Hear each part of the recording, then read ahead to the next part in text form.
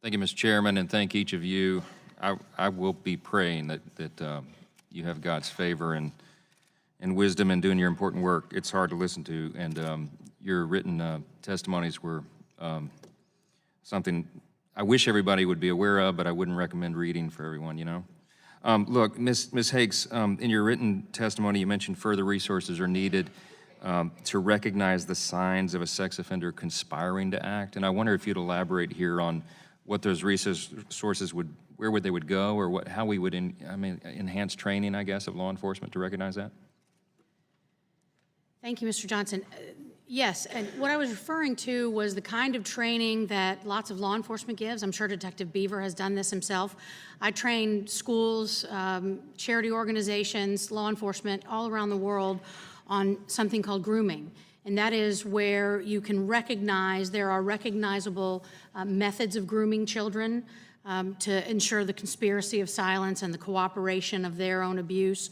There are signs of child victimization that can be recognized and that are known around the world to professionals, like those sitting at the table, that you can train teachers, parents, children, most importantly children, whether that is in schools, whether that is in churches, whether that is law enforcement going to visit them at the Girl Scouts or Boy Scouts or soccer, whatever their activities are.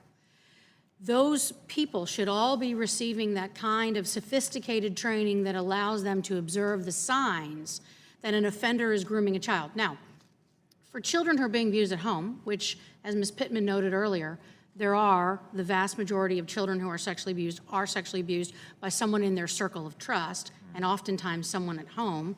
There aren't necessarily any grooming signs, but there may very well be signs of child victimization that can be recognized by teachers, coaches, counselors, and others, and they should be trained on those so that they can hopefully intervene before that child is victimized for a long period of time.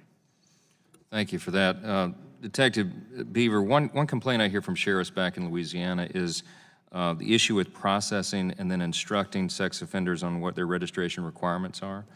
And I wonder, in your experience, if you would have any ideas on how to make that process maybe more streamlined or make it more clear to those who are registered what the requirements are? I can speak to the Commonwealth of Virginia. For the Virginia State Police is in charge of the sex offender registry and keeping checks on the sex offender registry. I would say that they meet with them constantly, and through my experience, they lay out every bit of what is needed from them. I'm not sure if they hand them literature as far as what needs to be done, but I would recommend, if that does not exist, that a step-by-step process and where they fit on the sex offender registry and what their responsibilities are as a now citizen back in society. Yeah, maybe every state differs. In Louisiana, I think, at least in the jurisdictions we checked on, they actually hand the sex offender a copy of the federal law, which most wouldn't understand, what that is. The idea would be to enhance compliance, and so if there's a way to streamline that somehow, or put it in a vernacular, or put it in, common parlance, I guess, so that they know exactly what's required, then when we're holding them accountable, it helps, I know the state troopers often have a roundtable with he sits down with the sex offenders in that respective jurisdiction, and they have a roundtable, is my understanding of what takes place. And it's that in-face approach, that explaining to them where not to go, not what to do, and really I think literature breaking it down more than just a federal code would help. Thank you, appreciate that.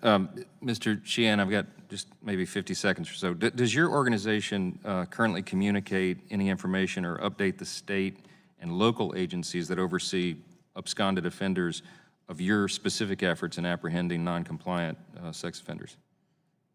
So in 2006, after the Adam Walsh Act was enacted, we at the center created a sex offender tracking team. That group of analysts specifically works with local, state, tribal, and federal law enforcement, primarily United States Marshal Service, to assist as they investigate non-compliant registered sex offenders. Since that time, we have helped in more than 75,000 investigations. Wow. Thank you all.